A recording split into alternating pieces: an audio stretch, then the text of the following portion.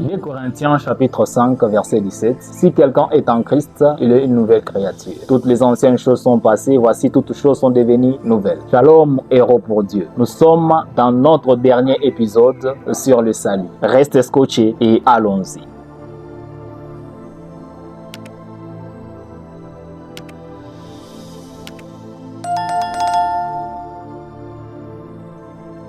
Aujourd'hui, nous parlons de la nouvelle identité en Christ. Qui est-ce que nous sommes devenus? Je parle à des personnes qui ont réussi le salut. Je vais nous amener à comprendre c'est quoi le salut que nous avons réussi. Ça ne se limite pas dans le fait d'avoir la vie éternelle. Mais le salut contient beaucoup de choses que nous avons expliquées jusqu'à maintenant. Et aujourd'hui, nous parlons de la nouvelle identité en Christ. Nous avons commencé par le passage des 2 Corinthiens chapitre 5 verset 17. On pose une condition avant qu'on entre dedans. On dit si tu es en Christ, tu deviens une nouvelle créature. Plus comme il était. Il y a tellement d'identité en Christ. Comment le ciel nous identifie, nous qui sommes en Christ. Je vais essayer de parler de cette identité, au fait en le généralisant. Dieu a fait de nous ses enfants. Ça, c'est déjà une nouvelle identité. Or, qu'avant, on était les enfants de nos pères. Avant, on était les enfants de nos familles. Mais lorsque nous avons reçu le salut, nous devenons les enfants de Dieu. La parole de Dieu le dit dans Jean 1, versets 12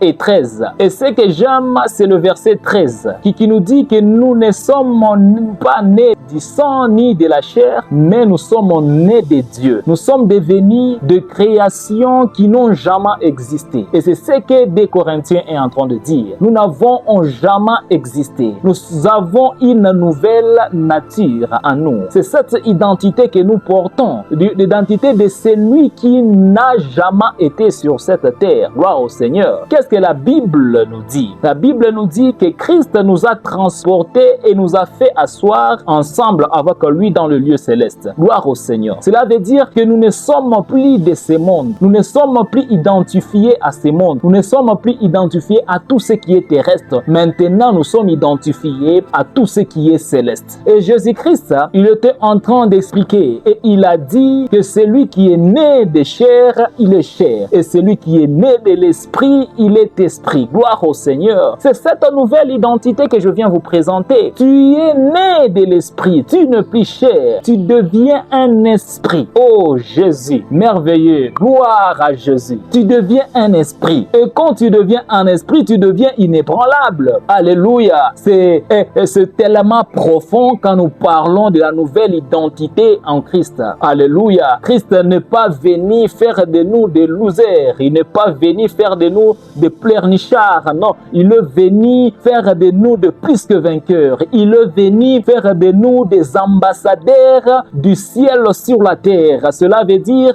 que nous représentons le ciel sur la terre. Et quand on te voit sur la terre, on voit quelqu'un du ciel. Quand on te voit sur la terre, on voit Dieu du ciel. S'il y a un ambassadeur des États-Unis ici en RDC, nous le prenons comme état toute une nation, or que c'est une personne. Gloire au Seigneur. Et c'est ce que nous sommes, nous qui avons accepté Jésus dans nos vies, nous qui avons les saluts. Nous avons cette nouvelle identité. Nous revêtons un nouvel homme, oh, qui n'était plus avant. C'est ce que Christ est venu faire. Et voilà même l'idée de Dieu lorsqu'il a donné le nom de Jésus pour connaître le salut. C'est que nous soyons de nouvelles créatures, que nous ayons une nouvelle identité en lui. En Jésus-Christ, tu es identifié autrement. En Jésus-Christ, on ne te connaît pas par les noms qu'on t'appelle par tout le monde. En Jésus-Christ, on ne te reconnaît plus comme tu étais avant. Pécheur que tu étais, aujourd'hui tu es justifié. Gloire au Seigneur. Menteur que tu étais, aujourd'hui tu es devenu de la vérité. Ou dans les ténèbres dans lesquelles tu étais, maintenant tu es dans la lumière. Et le ciel t'identifie comme un enfant de lumière. Le sujet est tellement vaste.